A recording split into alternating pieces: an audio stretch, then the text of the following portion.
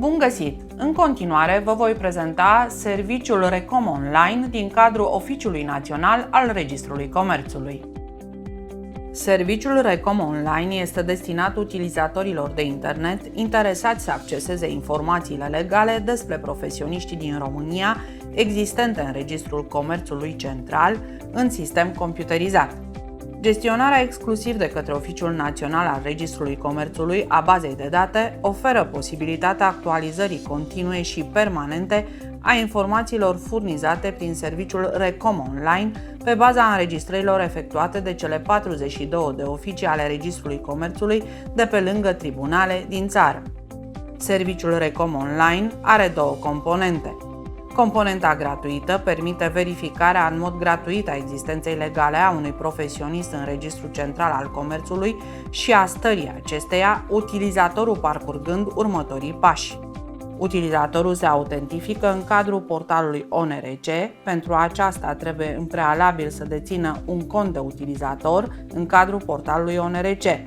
Crearea contului de utilizator este gratuită. Utilizatorul accesează serviciul Recom Online, care va afișa un meniu cu următoarele opțiuni: Contul meu, furnizare informații, contact. Utilizatorul accesează meniul Furnizare informații și selectează un criteriu de căutare al profesionistului: județ, cui, număr de înregistrare în Registrul Comerțului sau denumire și apasă butonul Caută firme din josul paginii. Informațiile disponibile pentru un profesionist în componenta gratuită sunt denumire, numărul de înregistrare din Registrul Comerțului, identificatorul european EUID, codul de identificare fiscală, adresa sediului social și starea profesionistului. Componenta pe bază de abonament permite obținerea contra cost a informațiilor legale referitoare la toți profesioniștii înregistrați pe teritoriul României existente în Registrul Central al Comerțului. Pentru abonare, utilizatorul va încheia cu ONRC un contract de prestări servicii și va constitui în contul ONRC un depozit minim de 300 de RON. Procedura de abonare la serviciul Recom Online.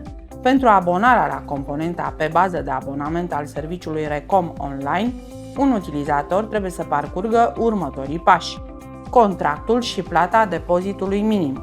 Descărcați modelul de contract și adresa de înaintare direct din portalul de servicii al ONRC, serviciul Recom Online. Efectuați plata depozitului minim de 300 de RON în contul ONRC.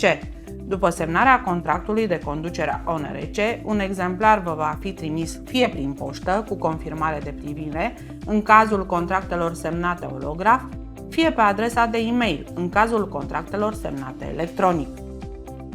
Completarea informațiilor legate de contract din pasul anterior va fi anunțată odată cu contractul sau pe adresa de e-mail a serviciului recomarond@onrc.ro cu menționarea denumirii firmei, a utilizatorului, confirmând completarea datelor din secțiunea Contul meu, detaliile mele și solicitând activarea componentei pe bază de abonament a contului Recom Online. Ulterior, după semnarea contractului de către conducerea ONRC, veți fi anunțați prin e-mail cu privire la activarea componentei pe bază de abonament a contului dumneavoastră.